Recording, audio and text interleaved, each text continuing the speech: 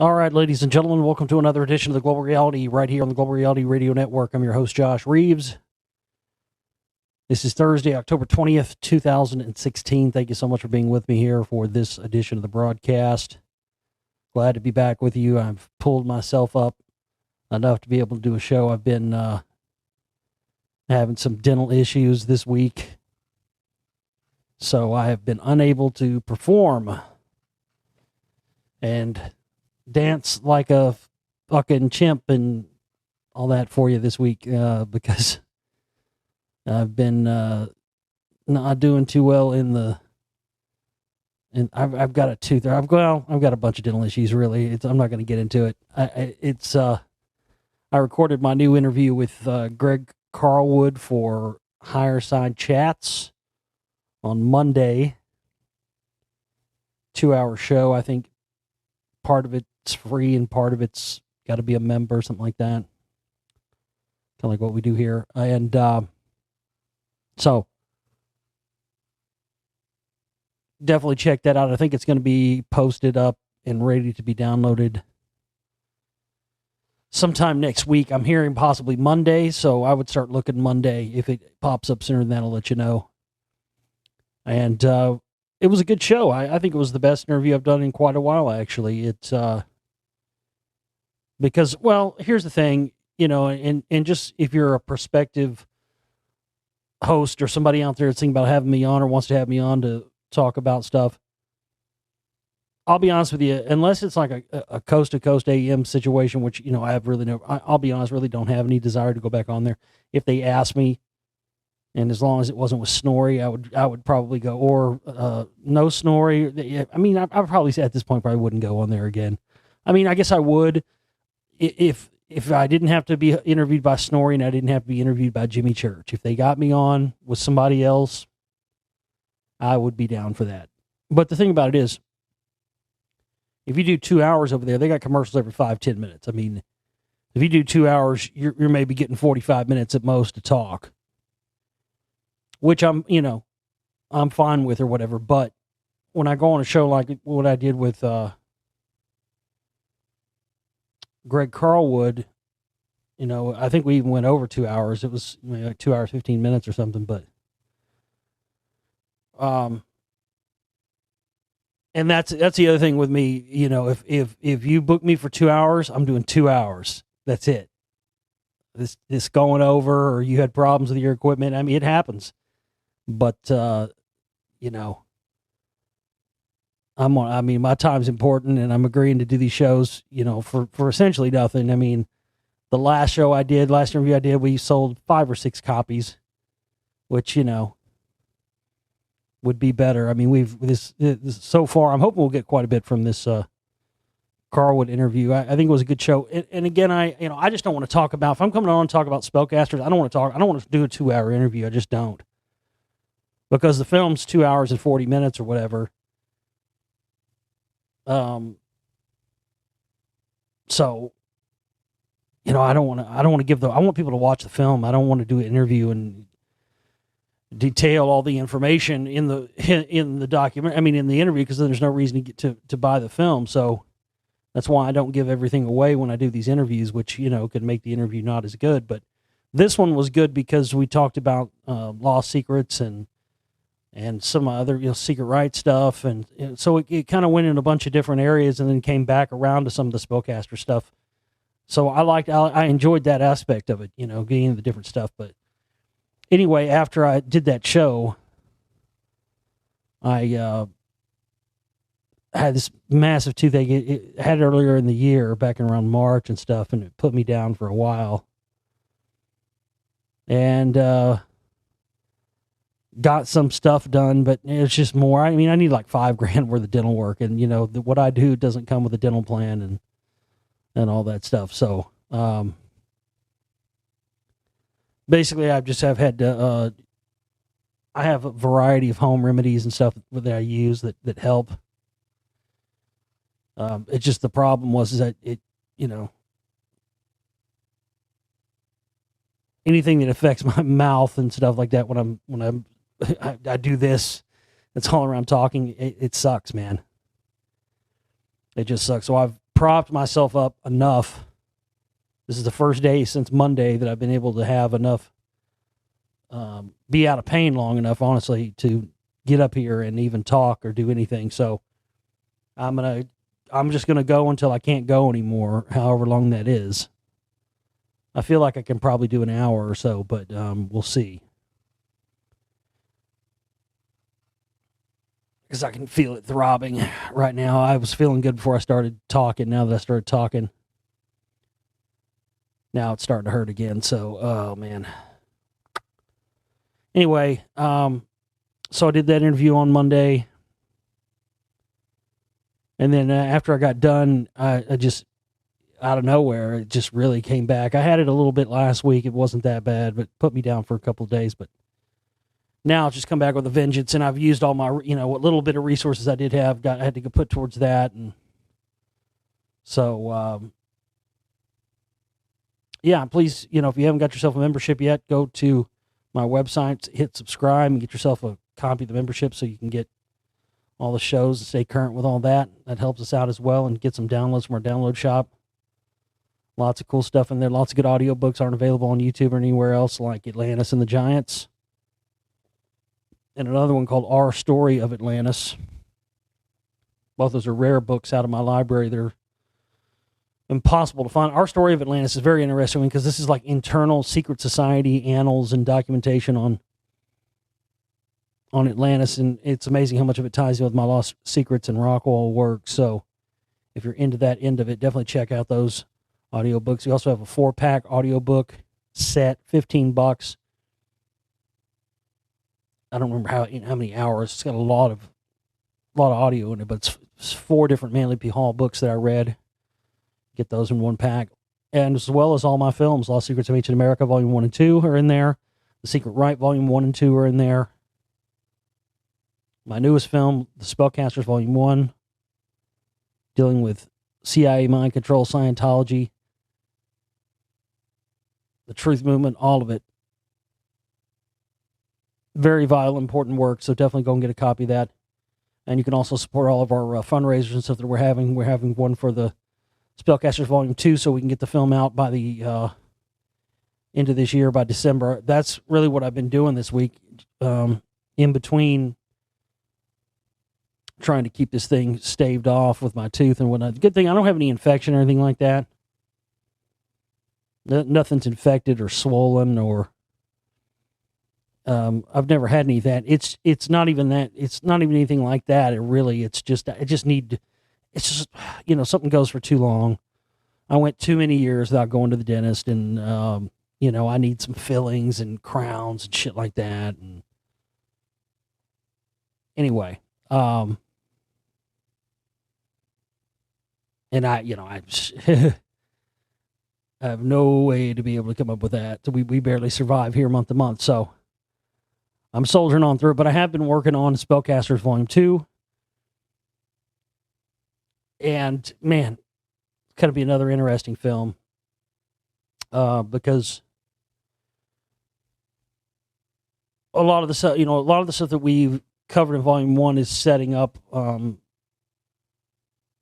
stuff that's going to be in Volume 2. So we've established the connections with the entertainment industry and mind control and CIA and all that stuff. So this is going to be moving forward from the assumption you already watched Volume 1 and what's going to be going on here. So we're going to be looking at the various elements and aspects of the music industry, and a lot of showing evidence for a lot of deaths of famous musicians and different people whose narratives of their deaths we've been given don't really line up with the facts when you look at them. And also going to be examining how it's a very interesting conundrum, and I'm sure a lot of people have encountered this in their own research and whatnot, and probably had this. Well, I know they have. People have asked me about it before, and I've had the same question. But it's fascinating to look at, and we'll be exploring this in the film. It's fascinating to look at how there's so much evidence to support the involvement of, the CIA and their involvement in the music industry and the military and the rest of it. There's so much evidence to support that. But then there's also evidence that shows that they've also ran operations to hurt and in some cases destroy the music industry. So I think it's really a case of, you know, a monster of their own control getting or their own monster of their own creation rather getting out of control, and them having to, you know, do these deaths and make them look like they're suicides or lone crazed gunmen. I mean, there's so many. The death of Dimebag Darrell from Pantera. I mean, you know, from locally from here, where I'm from, you know, these guys were legends because this is where they came from. And, you know, I had a chance. I actually met Dimebag Darrell and his brother. This was probably 3 or 4 years, I guess, before he was killed. But I mean, that alone, I mean, it's crystal clear when you look at the evidence of that this guy who, I mean, it's just, I've heard the story told by a whole bunch of different people, and people were there, and there's so many discrepancies and weird things. I mean, let me put you like this. I mean, I'm a drummer. You know, I have a brother that's a musician. I have a sister that's a musician. I've played in bands with my sister. We've done stuff, you know, all of us have played together and whatnot. But if I'm playing on stage and I'm behind the drum kit, and I'm not even talking about something like this where they were playing at, you know, Damage Plan, which was their band after Pantera that they started. And it wasn't, you know, they were, you know, when you're in a big band, just because you were in a big band doesn't mean that the next thing you do after that band ends is going to automatically be a huge success. You have to start all over again. So they were playing a small club. I mean, I think there was probably only 300 or 400 people there. But I mean, the places I was playing at with my brother and sister was, you know, less people than that. But nonetheless, had anybody at any point, much less a show like this, you know, this big, where we didn't even have security, at least they had security here. That's the thing. This guy walked right past. He had already been seen at, I think, the previous show by Pantera's bus and was ran off for acting weird and crazy. So they already knew of this guy. Number one, they already knew he was a problem. Nobody said, you know, to security or anybody at the door, hey, be on the lookout, this guy, he started crap. The dude walks in, walks right past security, walks through the front door with a gun, walks right through the crowd, walks right up on stage, and grabs Dimebag Darrell and puts him in a headlock and blows his fucking brains out on stage and proceeds to shoot people in the crowd. And meanwhile, his brother behind the drum kit gets out without a scratch. Because I'm sorry, man, it's just something about that. And being from Texas and being from here and knowing how people around here and stuff are raised, that's just not something that would have gone down. I don't care who you are. Dude, if I was playing in a club in front of 20 people and some yahoo got up on stage and started even walking towards one of my siblings and I'm back there behind the drum kit, this motherfucker would have had a cymbal stand or something thrown. I would have been across the kit before anything it could have ever went down. Before the headlock even went down, I would have been over tackling this motherfucker. But Vinnie Paul, I mean, did he make any efforts to try? No, he bailed off the back of his kit and ran as his brother's fucking getting his head blown off. Dude, I mean, and then you look into this guy who was the supposed shooter, which of course, you know, some hero cop comes in through the back and executes him and everything's taken care of course. Crazed gunman again. But this guy was in the military. He was former military. He had all the reports and everything you read about people that knew him is all the hallmarks for somebody who was had been subjected to mind control. He heard voices. He thought that the lyrics in Pantera songs were about him, making fun of him and stuff. This guy was programmed to do what he did, and then they threw it in our face. There's always something, when I bring this stuff up to people and they say, well, yeah, maybe, maybe he was under my control, or maybe he was just a crazy person. I say, yeah, that you'd be right, and I guess maybe it is just a coincidence that he was in the military, and yes, it's just a coincidence that he had all the symptoms of someone clearly under mind control. Yes, you're right. I guess all those things could be coincidence, but I always find that when they do something like this, they leave they always like to leave just one little tidbit, because they like the people like me and you out there who actually do dig deeper and look for the deeper elements and look for the deeper symbols. They always like to leave something in a lot of these cases so that we will find it, because they love the chill factor. They love to they like for us to be right about this stuff. So as people have said, well, maybe all this stuff with this guy that shot Dimebag, blah, blah, blah, this, that. I said, okay, well, right, maybe all that is a coincidence, but have you went and looked at what the guy's birthday was? 9/11, September 11th. The mind control guy that shot Dimebag, his birthday was 9/11. So, to me, once you see that's their little thing. They love that. Because a lot of people just overlook that. Your average person would just overlook that and not see the connection there. Anyway, that's just one of many. I've got some people of people will probably never even suspect that I've found, that famous musicians that have been killed. But there's been, I think that's what it was. I think there's been elements, because I think that's exactly why the music industry sucks dick now. It's not, people just blame it all on technology and stuff, and that's only one element of it that has enabled this to happen. But the CIA was not going to let,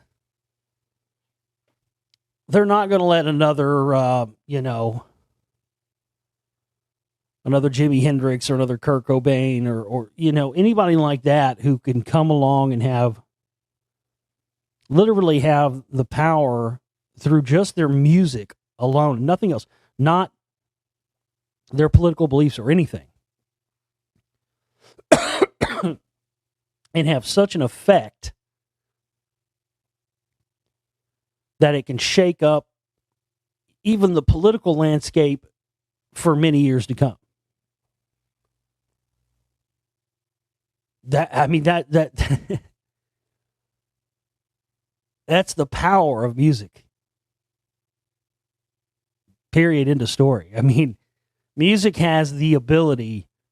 It can be a weapon, and they know it. That's the thing.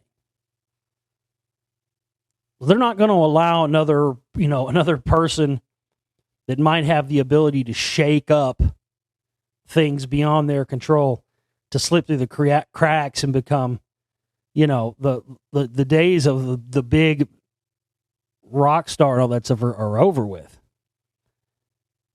If for pretty much for the most part now, if you don't fit into an end of the spectrum that can benefit the powers that be politically, you're no good to them. You're not going to get that golden chalice. It used to be that people could slip through the cracks, and people that were really sort of anti-establishment and should have never had any business reaching that level and were able to do it, and really affect things. Those days are long gone. And so all of this, the reason why all of this is relevant and of what I'm covering in the Spellcasters Volume 2, and when the picture that I'm painting here and showing you, is that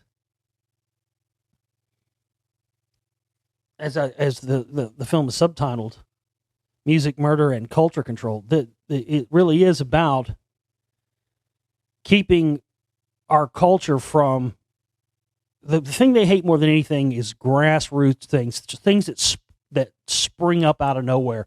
And anytime you've ever had these, the CIA has always run counter ops that come and smother the original ones, and then those they get the recognition and become what's recognized.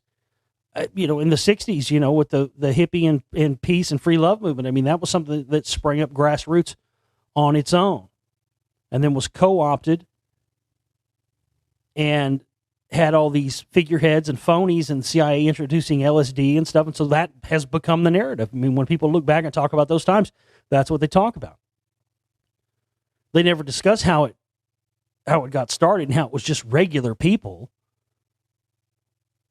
who wanted the world to change because, they had grown up their whole life with the specter of war and death hanging over them. And here comes the establishment to come in and poison these things. Anytime from the counterculture that's happened, that's the biggest reason why now they're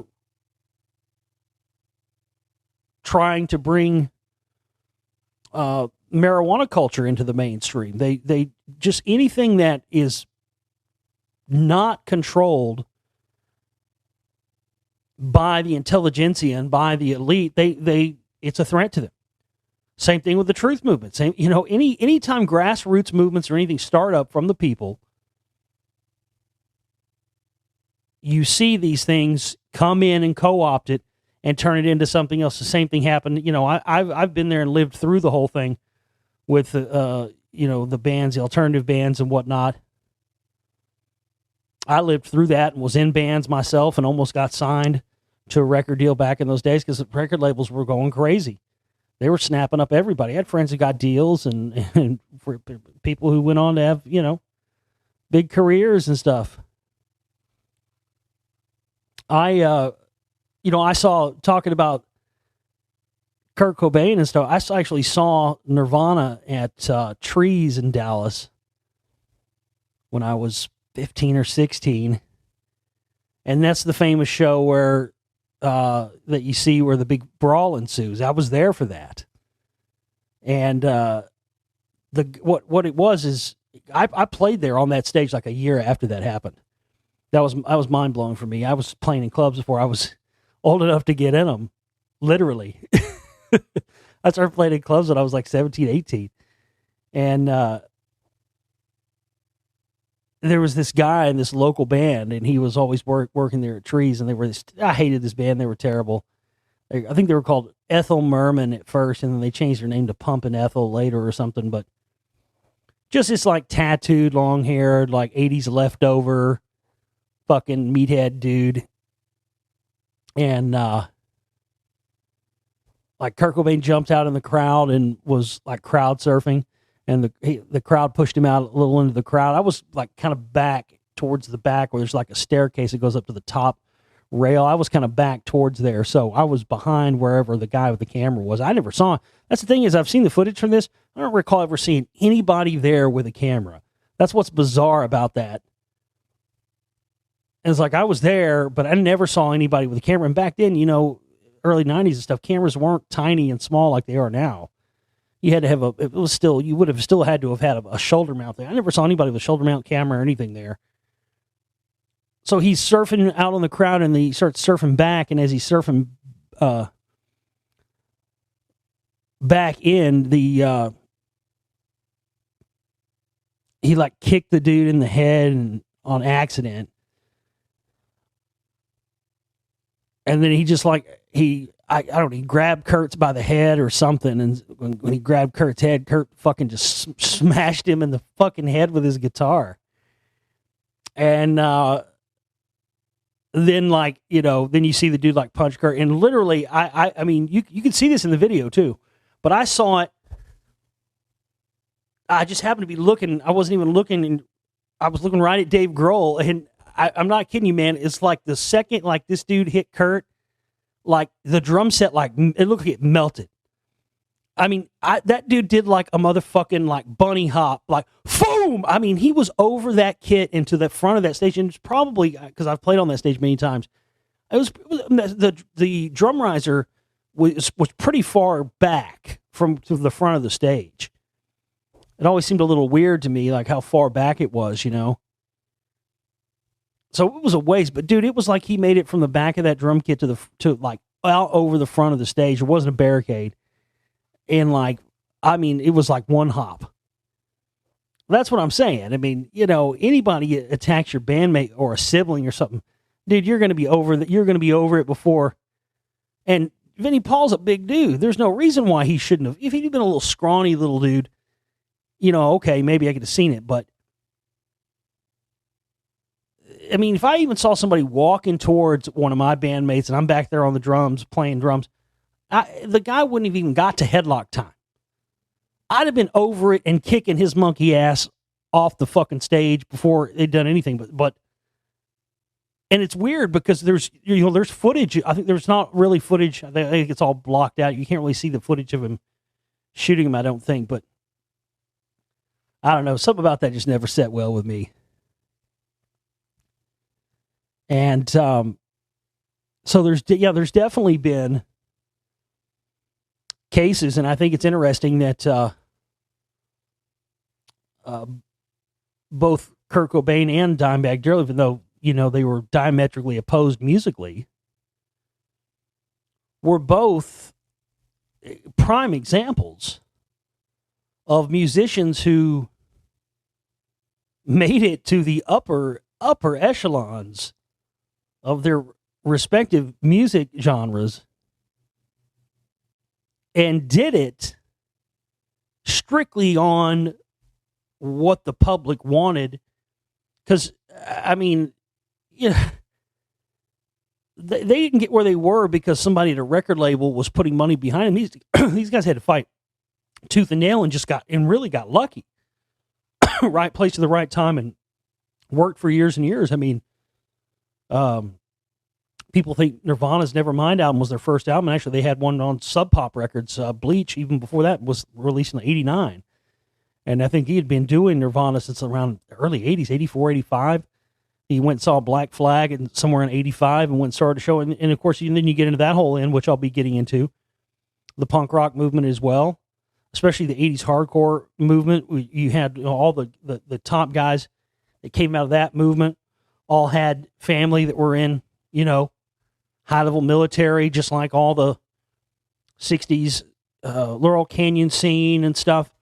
You had all the mother and fathers of all these famous musicians from that time whose parents were... Every time there is what appears to be some sort of a grassroots uprising from the people, it gets usurped and taken over. And that's, again... you won't see they have made the music industry now and created it to where it's very difficult for there to be, and it's going to be very difficult and may not ever happen ever again, in my opinion, that you will ever even have a chance for somebody like, you know, a Kurt Cobain or a Dimebag Darrell or somebody like this, you know, who worked for years. Dimebag Darrell, those guys were, I mean, they were doing like hair metal and stuff long before they were Pantera. I think their first album was, I think Pantera's first album was called Power Metal. I mean, they had the hair, you know, and those guys were playing together without Phil Anselmo. He came on, you know, late 80s, but I mean, they were doing, I think before they even had a record deal, they were gigging for 10 years or so at that point. So, and even the major labels and stuff, once they got signed to a major label, the major labels still weren't behind the records. I mean, they strictly built that just out of what the people wanted, the people reacted. They got huge from that, and not because they were created and put together by a record label or by someone who's saying, okay, you know, we want this kind of act. There's been a lot of groups and a lot of acts out there that have been like that, believe it or not, even ones you wouldn't think. And that's all they want anymore. If they don't have time and they're not going to spend resources and have something like that, you know, blow up in their face anymore. They are only interested in having musical acts that are safe, will help advance their agenda. And that's really what it's all about. So, yes, on the one hand, we can see where the CIA and the military have had their hands and their involvement in the music industry, but we can also see how they've attempted to tear it down as well. So that's what I'm going to be looking at and showing the dichotomy of that in this film, because a lot of people have trouble reconciling both of those things. Well, why would they kill this person if they already controlled this person anyway? Well, there's your answer.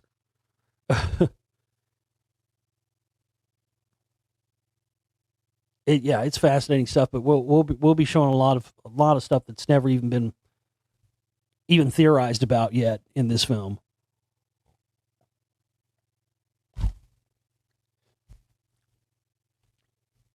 Our goal for the fundraising for this film is $1,800. Not a lot of money. And we have 15 days left to go on the fundraiser. We've raised $225 so far. Everybody that contributes $100 this week, by Saturday,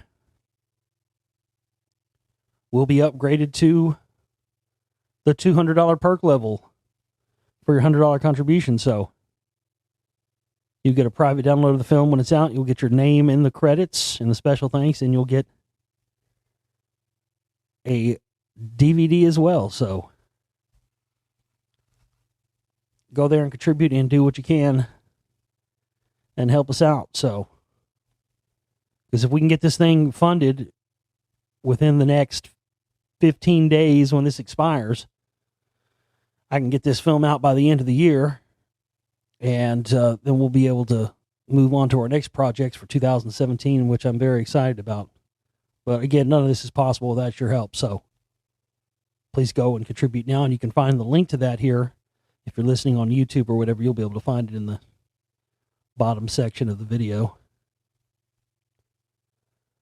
I've had some, I just haven't had time to get to them. I've had a couple of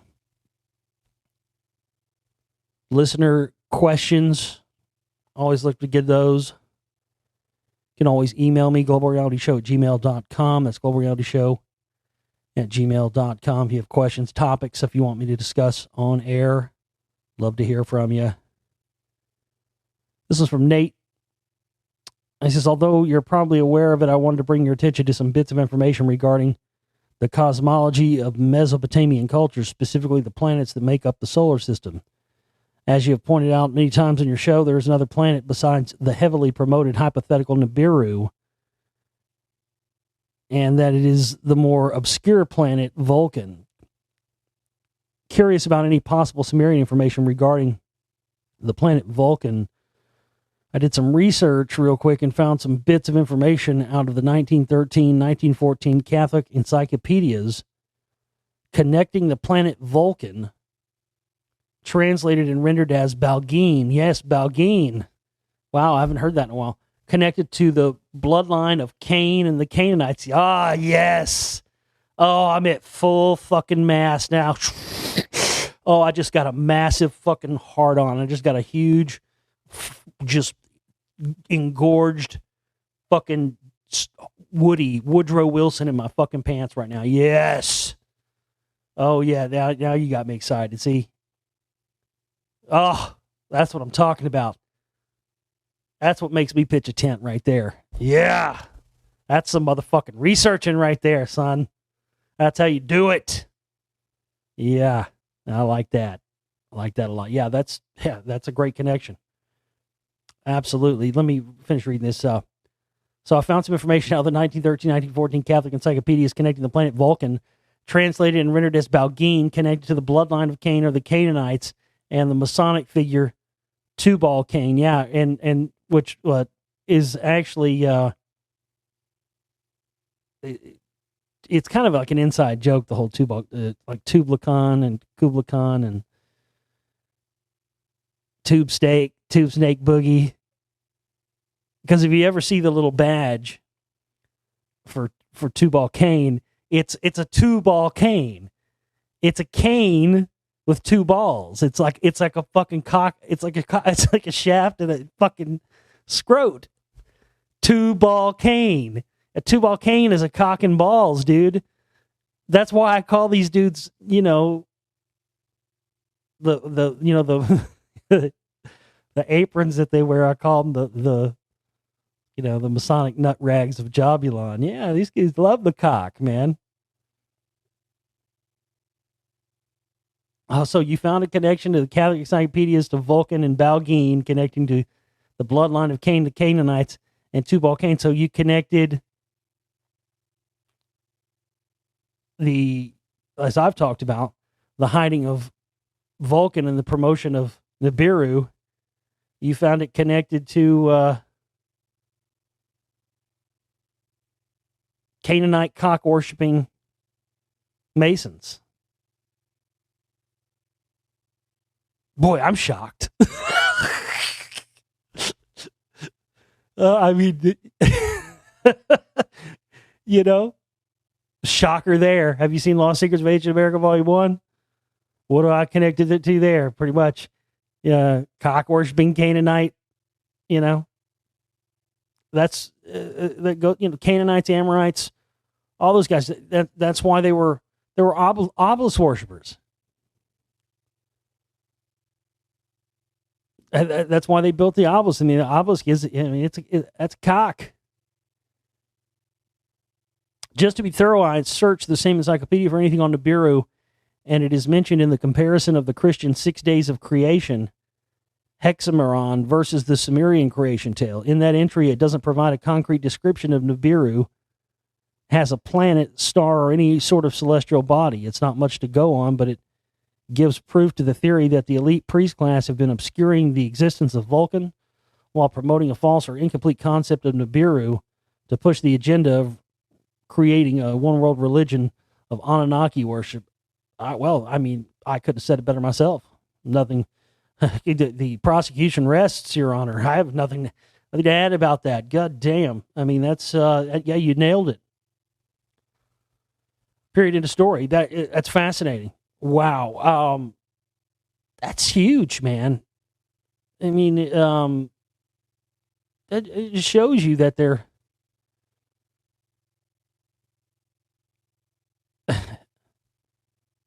yeah. I'm speechless. I mean, that's everything I've been saying for years rolled up in a nutshell right there. You have these bloodline people, and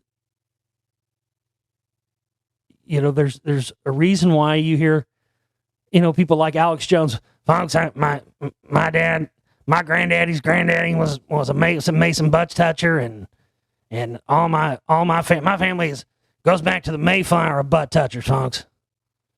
I got butt touchers going back all the way prior to America even being here in my family. We were all butt touching Masons. We all loved it. I mean, I got those clips of Jones and the Secret Right Volume 2. They still crack me up. This is the shit where he's talking about how they worship maggots, the elite maggots, buckets of maggots and pus. If I had to sum up the elite in one word, I'd say they're maggot worshipers, folks. But seriously, that's why, you have these generational Masons. And why you would have somebody like Alex Jones be one of the top disinfo guys out there these days. He's the modern day version of what they've had out there for years, which is, and I even heard Alex Jones one day say, well, the Freemasons, they do all that devil worship, and so they're not devil worshipers. And that's a key indicator right there. He says he's not a Mason. Bullshit. Because Masons are the number one people who put out the disinfo claiming that they're Satanists.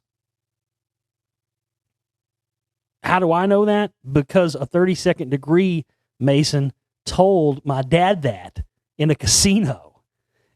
My dad saw the guy's ring and brought it up, and started spitting some game to him, and he knew some of the stuff I had talked about before. And he said, well, he says, some people say y'all are devil worshippers, and the guy started laughing. He told my dad, he's like, no, he's like, we put that out. We're the ones that put that out there and advertise that, because we just don't want every, we don't want every just Tom, Dick, and Harry coming in.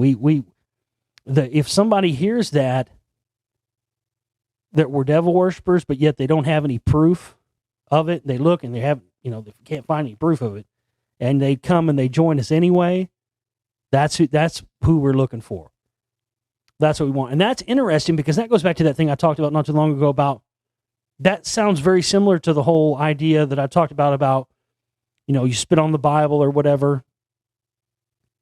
Come this way, we'll show you you can meet the aliens or whatever. You don't spit on it. Okay, congratulations, come this way. You've made it the highest level of Freemasonry.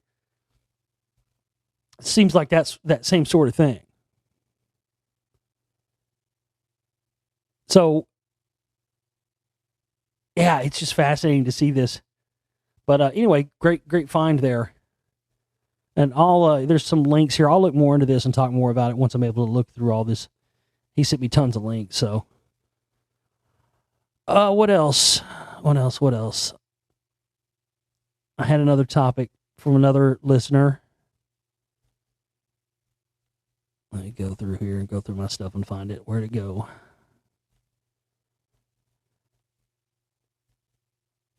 Who was the gentleman that sent me this question? I think it was Mike. Are you out there, Mike? Mike had a question last week about the Mandela effect. Well, I've been doing this a long time, so there's always going to be stuff that I covered, who knows God and how fucking long ago, that you probably didn't hear because you probably weren't listening then. So this was one of them. Yes, I have talked about the Mandela effect before. It was about 6 years ago was the last time I talked about it. So if you weren't listening in like 2010, you probably didn't hear me talk about it. But I did talk about it back then. And so I have a lot to say on it. It first came on my radar back in 2010 when it's made its way around, the whole Berenstain Bears thing made its whole way around the internet. That was when it first came on my radar, and I first started talking about it. But I'll give you I'll get into what it's about. There's an article here actually that was printed recently, 2 days ago. Coincidentally enough, I got this message from this gentleman last week, but yet 2 days ago there's a new article printed on it. So synchronicity abounds. I'll tell you though, before I get into it, just point blank, I don't know, man. I'm 50-50 on some of this stuff, because I think some of it is legitimate, and I think some of it, just like anything. Most of the stuff that we see that we're told about is generally all that way, isn't it? It's usually always 50-50, like 50% of it's probably true and 50% of it's probably not. So trying to find the other 50% of it that is true is always the challenge. But I'll just read, if you don't know what it is, I'll read this article, because this article gives a good background on it. And it says, you've probably seen it popping up all over the internet. Claims that the Mandela effect is occurring all around us. The theory is based on the parallel universe idea that since large groups of people have memories that are correct, even though they aren't reflected in today's society. Since we have these collective memories of specific things and they have changed, something within the fabrics of time and reality have made the change occur.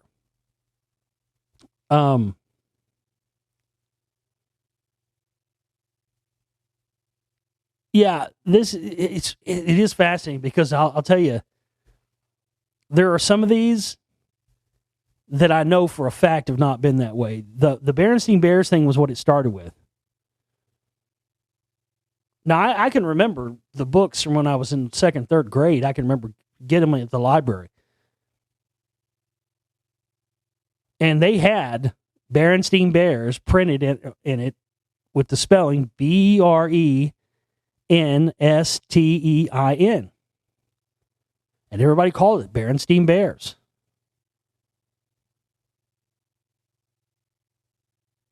Now they're saying that Berenstain Bears is actually spelled Berenstein, Berenstain Bears. If it was Berenstain Bears and it had always been that way, spelled that way, we would have all said it that way. Now they're claiming that it's always been spelled Berenstain. I don't agree with that. I can remember seeing those books when I was a kid and having it spelled Berenstain Bears. But according to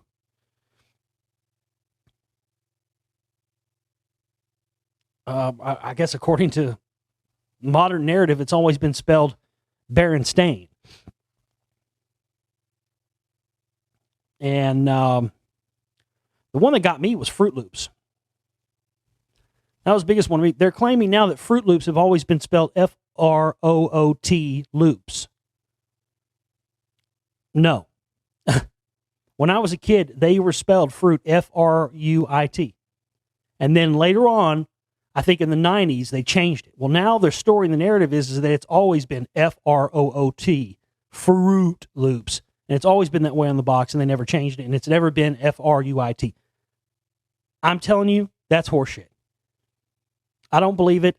There's photographic evidence of that, too. So that's my thing about this. I'm wondering how much of this, or is it just people changing narratives and trying to fuck with people's heads, or is this a legitimate thing?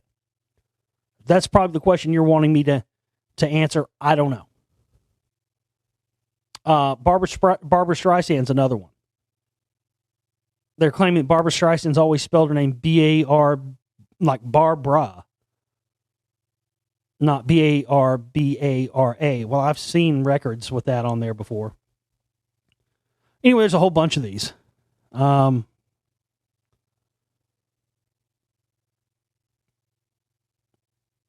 people remember the show Ghost Hunters was originally called Taps, but that was never the name. I do recall seeing a show that sang with those letters on it on TV at some point. Sinbad, the actor Sinbad, a movie where he played a genie. Yeah, I remember that. I worked in a video store. It never happened, though many people remember that it did. See what I'm saying? I'm wondering if some of this are they changing this stuff and on the official record, or did this really happen? I'm a firm believer in the existence of parallel universes, and I think that they exist very close to us, and I think oftentimes what we experience in our dreams we're experiencing parallel universes. I think that's what's going on oftentimes in our dreams. If you've seen the recent Netflix show Stranger Things, it's kind of like a cross between Stephen King and like The Goonies and like Donnie Darko or something, but it has to do with parallel universes and stuff, and the Department of Energy working on these programs to look into the existence of various multi-dimensions and stuff like that. And it's crazy because I saw an article the other day that said that now that show's come out, it's forced the actual Department of Energy to now have to admit that yes, indeed, they actually have been looking into and have programs looking into the existence of alternate dimensions and realities and stuff like that. And to which I just said, well, there's my, there's my spellcasters work and all that stuff. We're just wrapped up in a nice bow for you. But see how they present that to the public? Oh, they just made this fictional show, and this fictional show just happened to coincidentally get it 100% exactly right, the Department of Energy. How would you nail that? You know what I mean? If you didn't already know that was going on, no one, it's a zillion to one chance someone would just, out of the clear blue sky, make that up for fiction and say, well, let's just say the Department of Energy is working on these programs to develop the knowledge about the existence of alternate parallel universes and all this stuff. And then the show airs and comes out, and the actual Department of Energy releases documents saying, yeah, they got it right. We are working on that. Bullshit. Horseshit. They fictionalize the truth, so the truth seems like fiction. They created that show as a cover, which means that that program must have been, somebody was probably about to reveal the existence of it. That's really the only reason they end up admitting these kind of things, is when somebody else is going to blow the lid or reveal something that's going to be coming out. But as far as this Mandela effect thing, I don't know.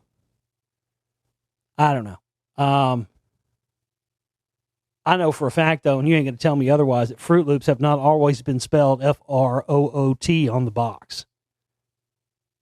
See, I have a photographic memory to a degree. It's not 100% photographic, but it's as far as like images and like events and stuff that happened in my life.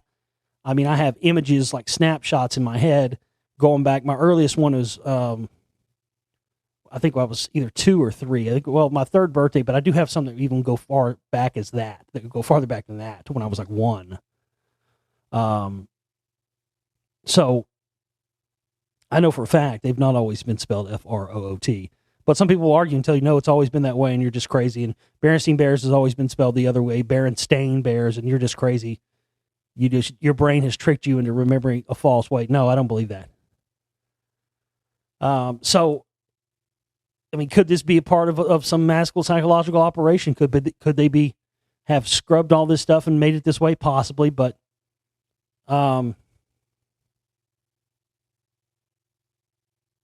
I mean, again, it just goes to those deeper questions, most of which the majority of the general public are not even ready to even entertain at this point.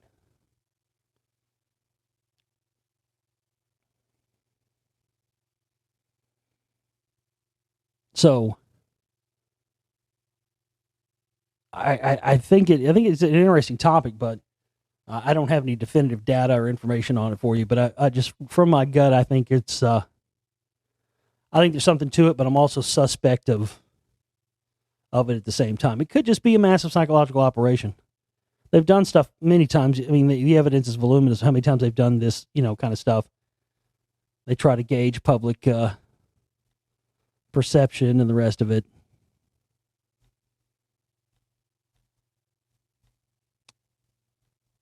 All right, let's see what kind of news we got here.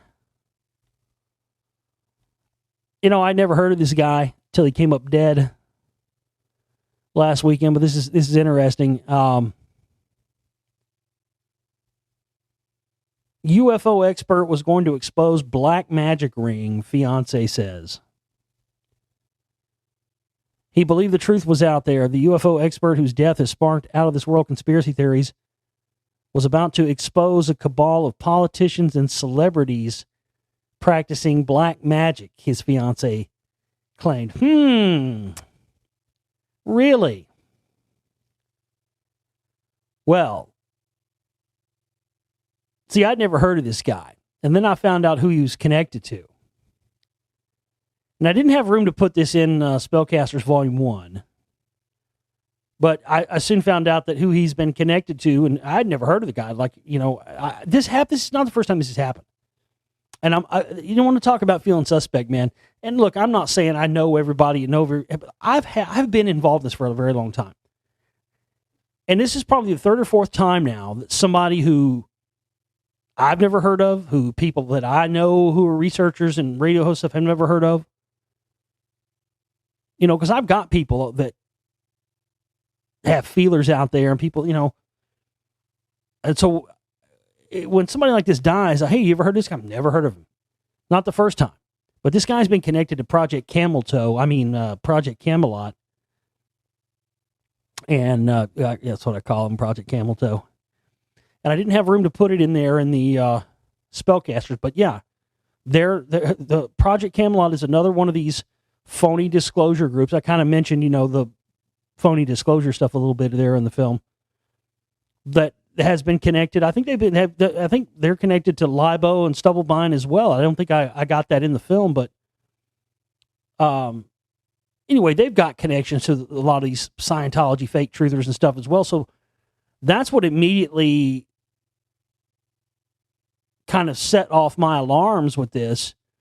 The death of Max Spears and his fiance saying he was about to expose a cabal of politicians, celebrities, and practicing black magic. And it made me go, wow. I mean, kind of sounds like this guy saw the spellcasters recently. You know what I mean? I mean, I don't know that for a fact, but it seems a little bit coincidental. And then you think about the fact that he was associated with Project Camelot. And like I said, we already know their connections with Scientology people. I mean, he was there working on a case and all those people knew what he was there doing. So it's possible, that he was relating this information about exposing this cabal of politicians and celebrities practicing black magic. Maybe he stumbled onto that through his connections to Project Camel Toe, and then, they reported back to some of their Scientology people and they offed him. Had he not been connected to them, I probably wouldn't have even thought that about this. But this is very, very interesting. I'd like to interview the fiance and find out what she knows. Max Spears, a 39-year-old father of two, found dead on a couch in Poland over the summer with black liquid oozing from his mouth, reminiscent of the black oil. Yeah, purity. That's what it came to my mind. X-Files. The black oil that alien beings use to inhabit human hosts in the TV series X-Files spent his final months researching the dark arts. Quote, he was going to expose black magic. He was going to expose some of the stuff he was working on involving political leaders and celebrities. Well, I mean, that sounds like my work, doesn't it? Adams said she spoke to Spears about his fear of dying numerous times. We were used to getting death threats or stuff like that from people, but I think this time it seemed rather real.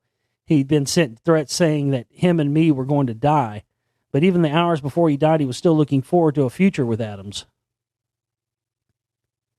Spears was in Poland over the summer to give a talk on conspiracy theories and UFOs, something he had become an expert on over the years, claiming to be a survivor of the government super soldier program. Right, because they just let people out like that out. Not only that, those dudes were big, huge, hulking dudes. This dude does not look like he was a super soldier to me. Sorry.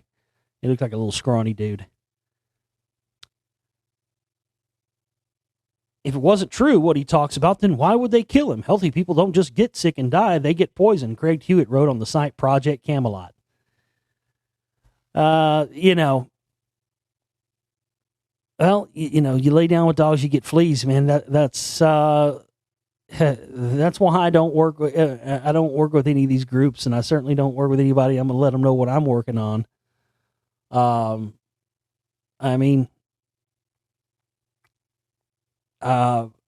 think just making the wrong associations, that's the problem, man. That's what makes my work and my voice so important. Really is, folks. Bottom line, because what I do and the stuff that I expose, and I shoot you straight on this, and I tell you who I think is trustworthy and who isn't. And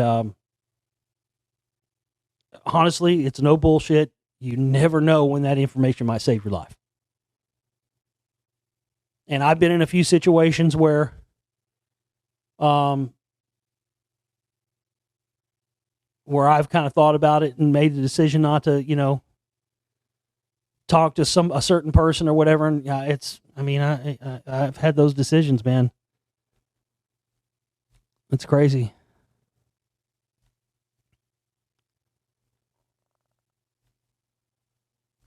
All right. We're going to wrap it up there. That's about all I can do for now. I'll get myself propped up back again and be back with you again tomorrow. And we'll get into some news and some other stuff we didn't get into today. TheGlobalReality.com is my website. Please go and make a contribution, support our work. We've got about a week and a half where we have to have 100% of our operating costs in here. So anything you can get in here towards it now and help us out. And I've got well, the problem was I'm sitting on zero right now because I had to spend what little bit I had this week to get my home remedy stuff for my tooth. And now I'm almost out of that stuff again and don't have money to get more. And, got to eat and all that too. So just help us out whatever you can. Get some downloads, get a subscription. And we'll see you back here tomorrow. Take care, folks.